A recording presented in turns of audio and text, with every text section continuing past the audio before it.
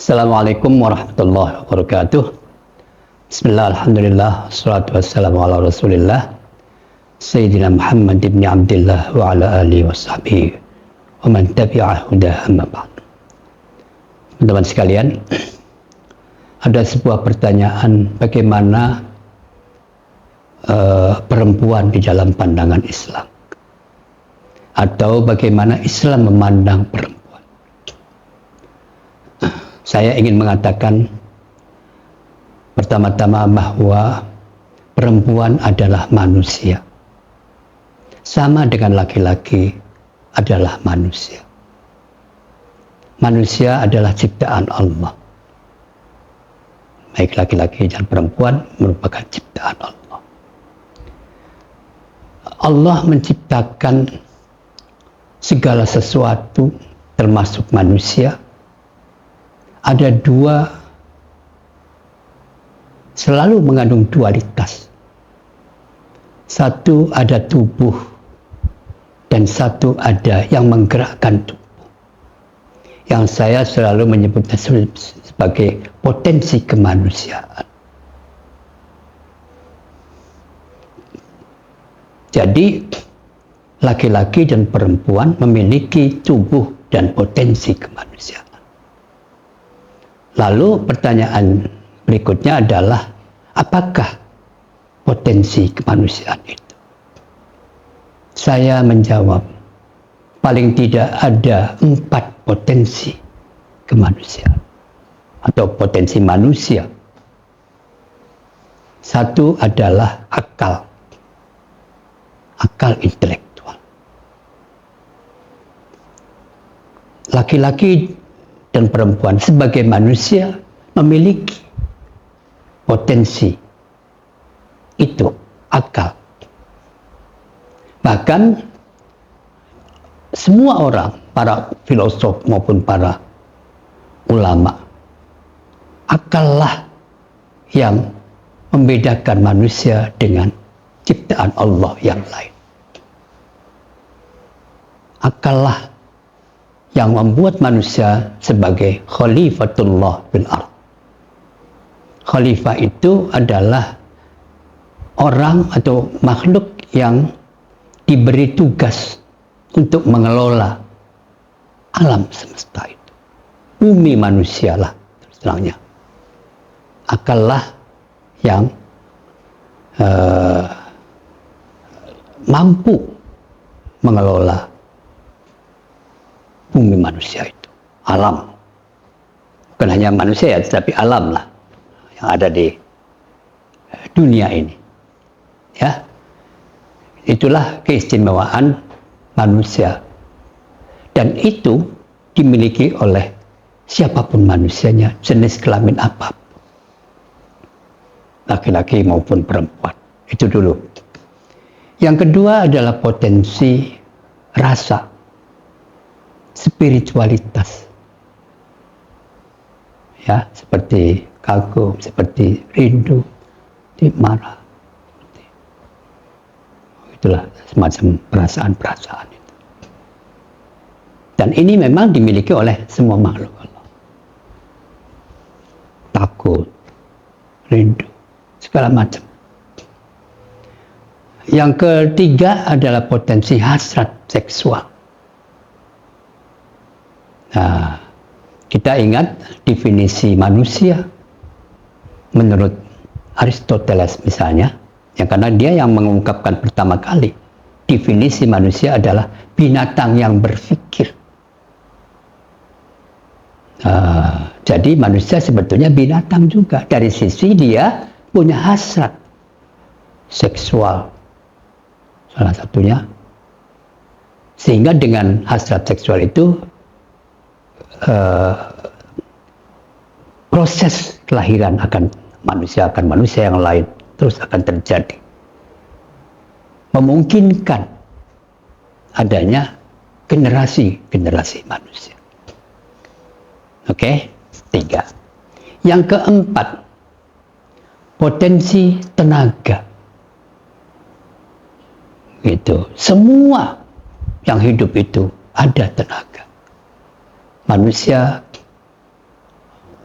jenis kelamin apapun, laki-laki maupun perempuan, itu memiliki tenaga yang membuat dia bergerak ke sana. Lari bisa, apalah, segala macam. Nah, jadi paling tidak itulah potensi manusia. Dan ini dimiliki oleh laki-laki dan perempuan. Kadarnya tergantung kita mengelola potensi itu. Kalau boleh segera dinyatakan, kita menurut saya mungkin ada mengeneralisasi potensi manusia. Laki-laki itu kuat, perempuan itu lemah. Laki-laki itu cerdas, perempuan itu bodoh. Begitu. Hasrat seksual laki-laki, perempuan nerima. Dan menurut saya tidak begitu. Itu karena kita mengelolanya menjadi kuat, menjadi pintar, menjadi bergerak. Jadi sebetulnya potensi laki-laki dan perempuan itu sangat relatif dari sisi kuat atau lemahnya, cerdas dan tidak cerdasnya, hasrat tinggi dan lemahnya hasrat, rindu dan tidak rindunya, itu sangat relatif, tergantung. Oke, jadi kalau demikian pandangan saya menurut Islam, laki-laki dan perempuan memiliki potensi yang sama. Yang membedakan manusia laki-laki dan perempuan hanyalah soal tubuh, struktur tubuh. Apa yang membedakan? Biasanya saya menyebut saja adalah tubuh laki-laki itu ada penisnya, ada telurnya. Oke. Tubuh perempuan itu ada vagina, ada rahim, ada payudara. Dan itulah yang membedakan antara laki-laki dan perempuan. Dan ini yang kita sebut sebagai kodrat. Kodrat itu sesuatu yang diciptakan oleh Tuhan. Manusia tidak bisa menciptakan. Ya. Jadinya kok ada rahimnya, jadinya kok ada penisnya.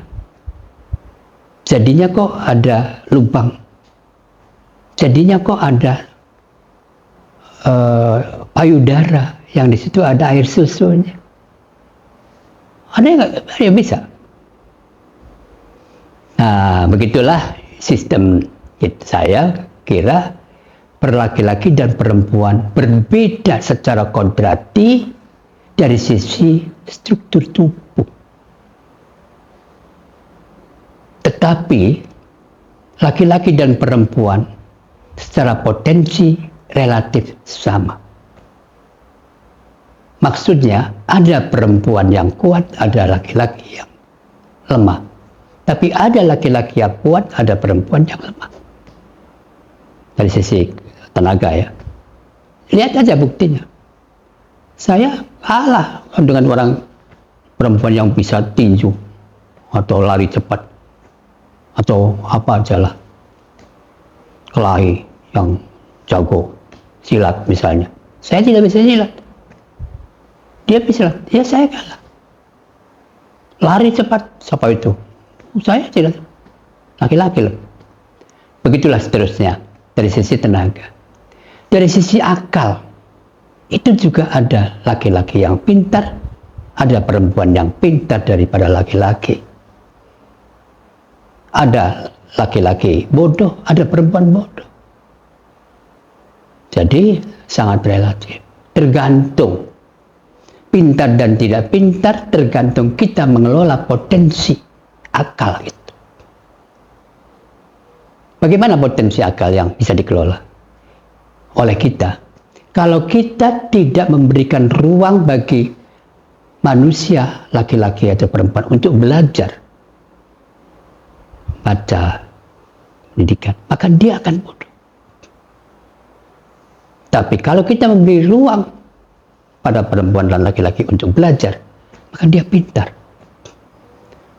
Kalau dihadapkan, kalau kita memberi ruang kepada laki-laki untuk belajar, maka dia pintar, dan membuat perempuan tidak belajar, ya bodoh.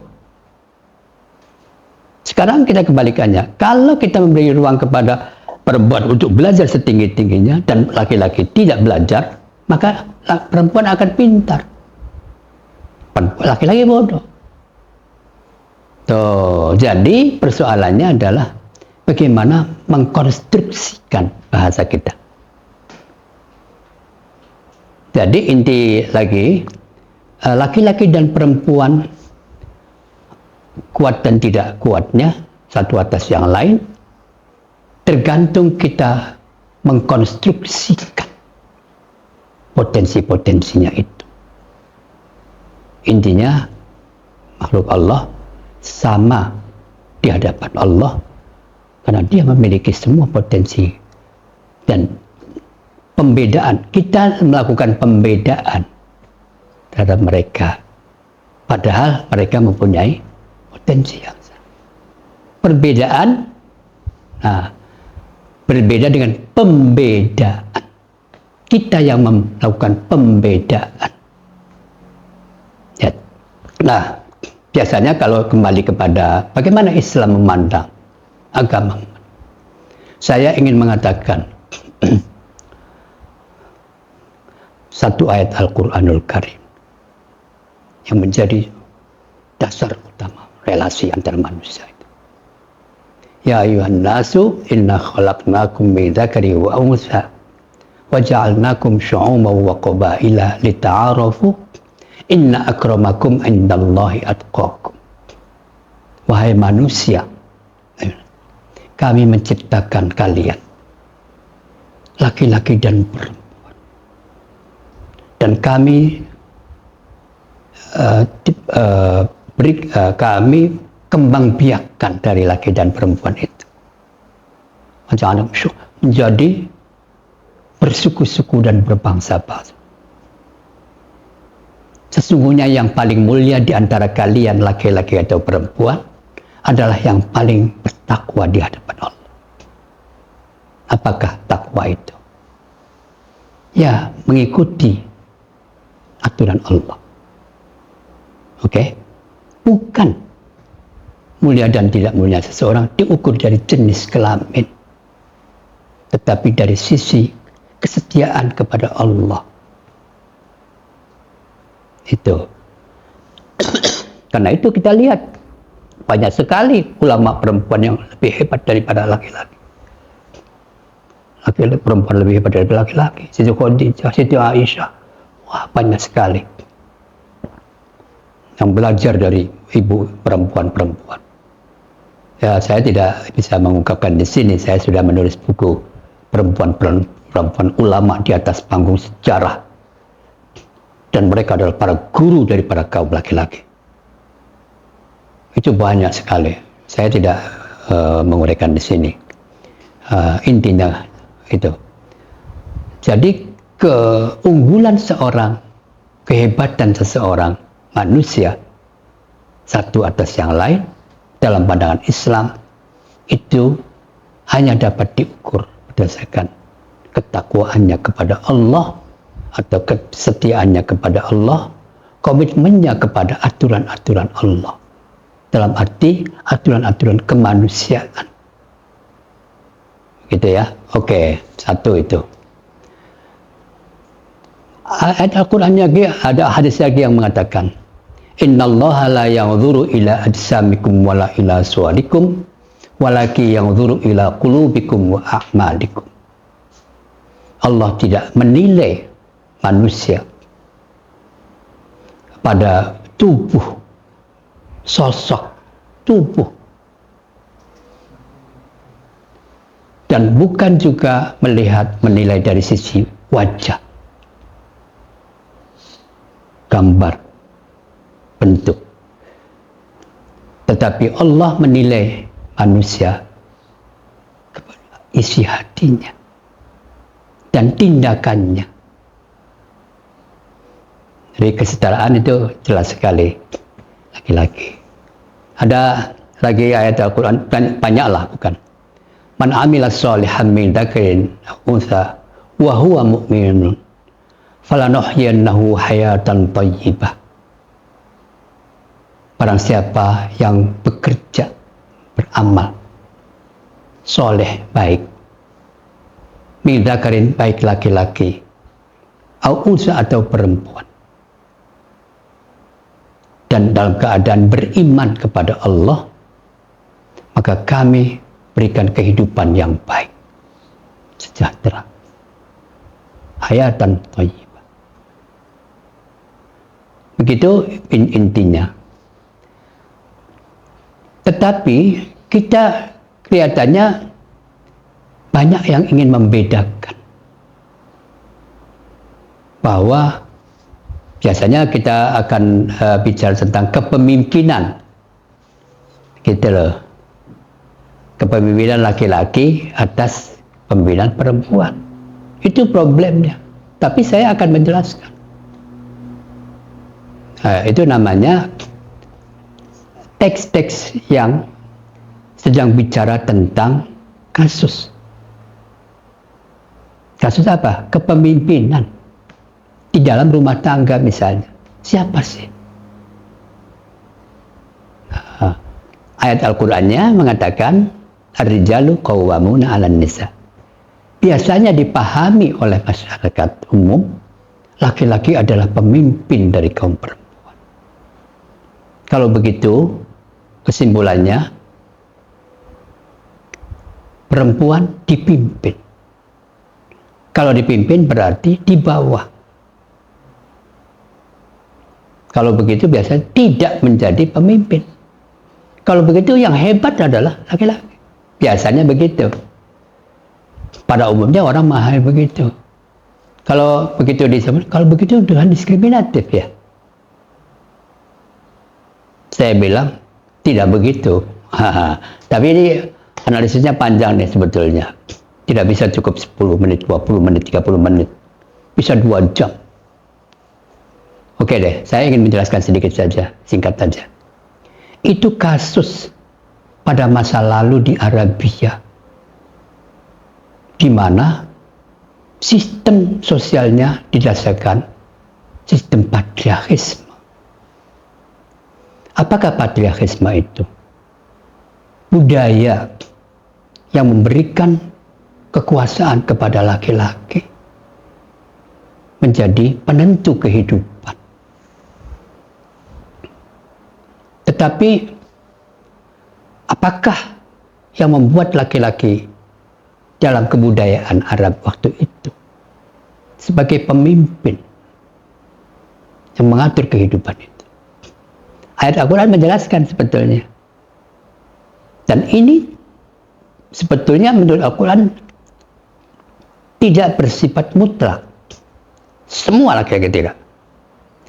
Karena kata Al-Quran itu, Allah telah memberikan kelebihan, keunggulan kepada siapa? Sebagian laki-laki. Bukan kepada semua laki-laki. Atas sebagian yang lain perempuan. Begitu, harus diingat bahwa Allah menyatakan kelebihan itu diberikan kepada sebagian, bukan semua. Lalu pertanyaannya adalah, kelebihan apa yang diberikan oleh Allah kepada sebagian laki-laki itu? Tapi ya, biasanya saya menyebutkannya sebagian besar deh, gitu. Karena pada faktanya keunggulan bisa terjadi. Apa sih keunggulan itu? Sehingga seorang, pada umumnya laki-laki, dijadikan pemimpin atau pengelola, penentu kehidupan itu. Karena diberikan akal. Di mana-mana. Akalnya lebih unggul. Pada umumnya, pada saat itu, laki-laki diberi akal lebih kuat, pintar daripada pada umumnya perempuan. Nah gitu ya, karena banyak sekali Siti Aisyah hebat, yang lain Siti Khadijah, istri Rasulullah. Ya saya tidak bisa menyebutkan satu persatu. Sukainah, wah hebat sekali. Hobi Adawiyah hebat sekali. Di sini banyak juga. Khairiyah, Hasyim, Adade, siapa? Istrinya Kiai Ahmad Dahlan misalnya. Di Padang ada hebat sekali. Dan banyak tokoh-tokoh perempuan yang hebat. Lebih cerdas daripada laki-laki. Jadi ayat itu sedang bicara tentang realitas kebudayaan Arabia saat itu, di mana laki-laki pada umumnya lebih pintar daripada pada umumnya perempuan, sehingga dia menjadi pemimpin. Pada umumnya laki-laki itu dalam kondisi seperti itu, maka sangat logis. Oke? Mengapa? Pertanyaan kita lebih lanjut adalah mengapa pada umumnya laki-laki di Arabia saat itu, sebelum Nabi, itu lebih banyak punya pikiran yang cerdas, pintar, mengerti. Karena laki-laki diposisikan dalam kebudayaan itu di sana sebagai makhluk publik. Apakah makhluk publik itu? Makhluk yang tugasnya di luar rumah. Sehingga dengan demikian, siapapun yang diberi ruang kehidupan di luar rumah, dia mengerti tentang kehidupan. Sedangkan perempuan diposisikan sebagai makhluk domestik. Karena itu siapapun yang diposisikan sebagai makhluk domestik, maka dia tidak banyak mengerti tentang kehidupan. Tentu sangat logis dalam konteks kehidupan manusia dalam kebudayaan seperti itu. Laki-laki lah yang menjadi pemimpin. Itu sangat adil.